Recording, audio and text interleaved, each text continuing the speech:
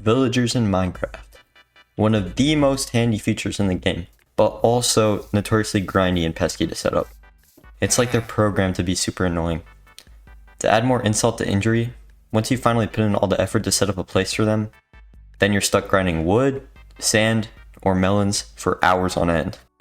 Which, I'm gonna be honest, are not bad methods, but there is an easier way to get the emeralds.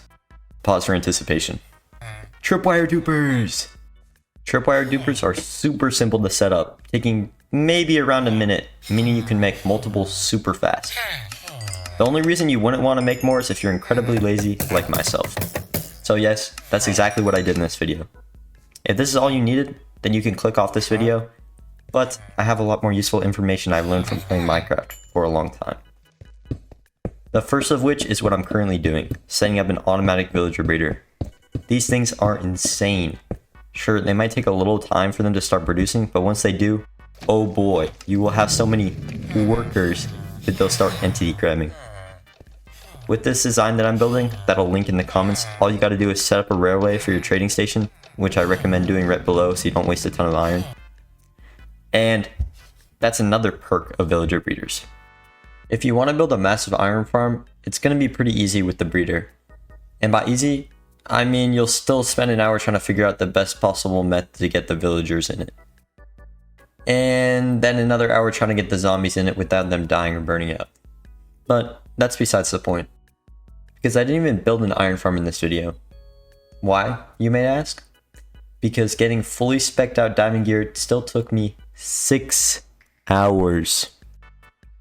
Also, on a side note, I watched the Chainsaw Man movie yesterday, and it was really impactful.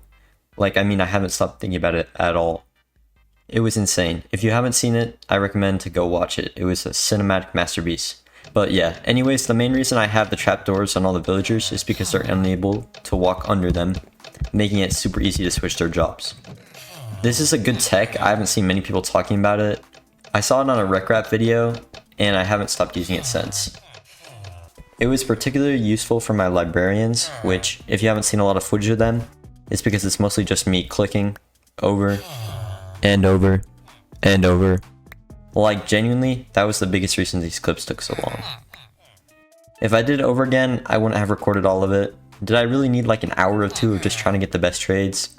Probably not. You may be asking yourself, if this method is so good, why does this guy have a pumpkin and a wood farm too? And yeah, I'll give it to you. The wood farm is still essential in order to set up the Fletchers, but once you actually have them, well, let's just say bad things happen to good people, and leave it at that. But the pumpkin farm was just sheer boredom. I maybe got 5 emeralds total from it since I made it towards the end of the series, and I do intend to do stuff in the future with it though. I want to mention before I get too ahead of myself that something very unfortunate happened while recording. Some of you may have noticed that in some clips I have hardcore hearts, and in others, I don't. Alright, so, as some of you may have noticed already, in the split second that I've been on, I don't have hardcore hearts, and I'm missing some of my armor. And that is because I died. Yep. But that doesn't mean I'm gonna end the series. I do intend to keep this world. I was just doing hardcore to see how far I could get. But now that I know my limits, I'm gonna keep going.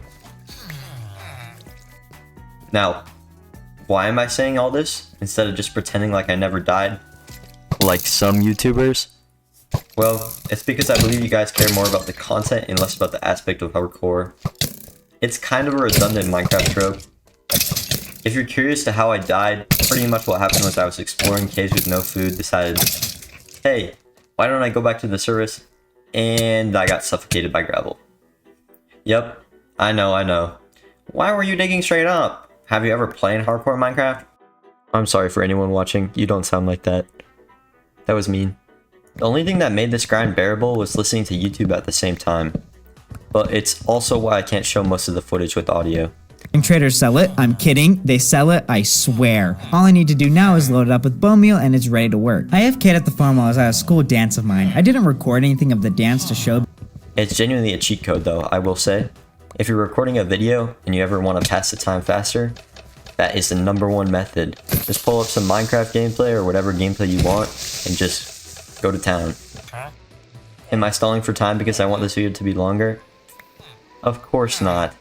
Okay, yes, but on a serious note, there is a lot of footage that I have to get through, but the issue is, it's so incredibly boring. I mean, I could show you an hour of footage of me just grinding diamond gear, but nothing really that interesting happened in between that. Looking back at this footage, I see so many like animals that I could have done some cool stuff with, but I just decided that I was gonna completely lock in and just grind out all of that stuff. If I had done it differently, I would have probably made a lot more side projects, one of which I want to do in the future really bad is an iron farm, because oh my gosh, that's literally how I died partially.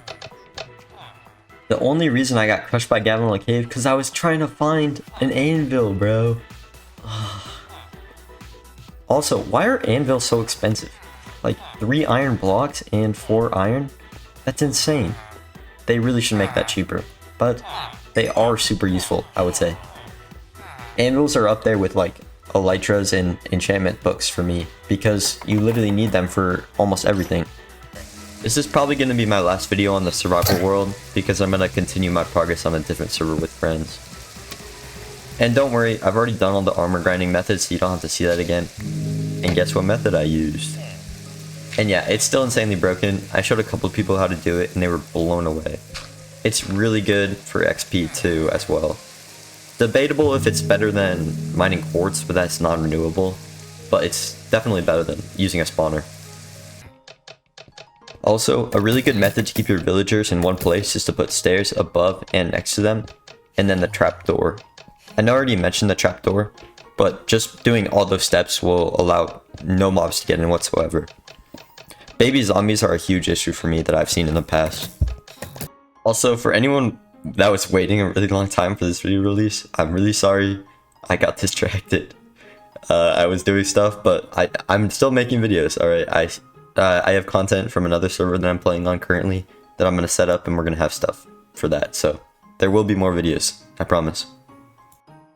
Okay, I'll show you the clip where I finally got the full diamond gear. It's really cool.